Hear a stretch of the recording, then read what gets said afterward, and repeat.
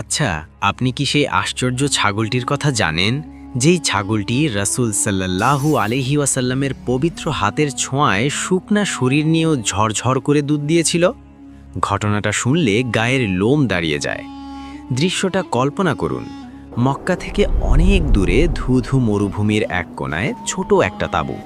সেখানে থাকতেন এক দয়ালু নারী, উম্মে মাবাদ। যে কোনো মেহমান এলেই তিনি আপ্যায়ন করতেন, কিন্তু সময়টা ছিল ভয়ঙ্কর খরার। ঘরে এক দানা খাবার নেই, পানি নেই। উম্মে মাবাদ নিজেই ভীষণ অসহায়।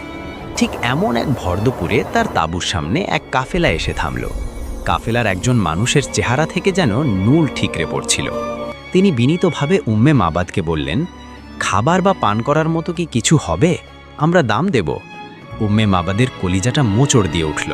তিনি ছলছল চোখে বললেন, হায়, আমার ঘরে যদি সামান্য কিছুও থাকতো, আপনাদের কাছ থেকে আমি দাম নিতাম না, কিন্তু আজ আমার হাড়ি একদম খালি।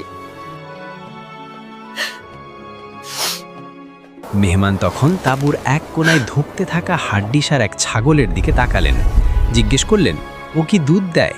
উম্মে মাবাদ করুণ হেসে বললেন, ও তো নিজেই চলতে পারে না, ও আর কি দুধ দিবে? আগন্তুক বললেন, অনুমতি দিলে কি আমি একটু চেষ্টা করে দেখতে পারি? উম্মে মাবাদ সম্মতি দিলেন, যদিও তার কোনো আশা ছিল না। এরপর যা ঘটল তা কোনো জাদুর চেয়েও কম নয়। সেই মেহমান বিসমিল্লাহ বলে ছাগলটার গায়ে হাত বুলিয়ে দোয়া করলেন, আর সাথে সাথে শুকিয়ে যাওয়া ছাগলের ওলান দুধে টলমল করতে শুরু করলো।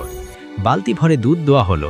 মেহমান নিজে না খেয়ে প্রথমে উম্মে মাবাদকে খাওয়ালেন, তারপর সঙ্গীদের, আর সবার শেষে তিনি খেলেন। এক মুহূর্তেই অভাবের সংসারে আনন্দের বন্যা বয়ে গেল। মেহমান চলে গেলেন। সন্ধ্যায় উম্মে মাবাদের স্বামী বাড়ি ফিরে ভরা দুধের পাত্র দেখে তো অবাক।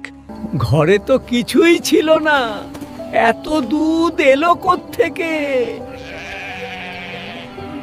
উম্মে মাবাদ আবেগে কাঁপতে কাঁপতে সব খুলে বললেন।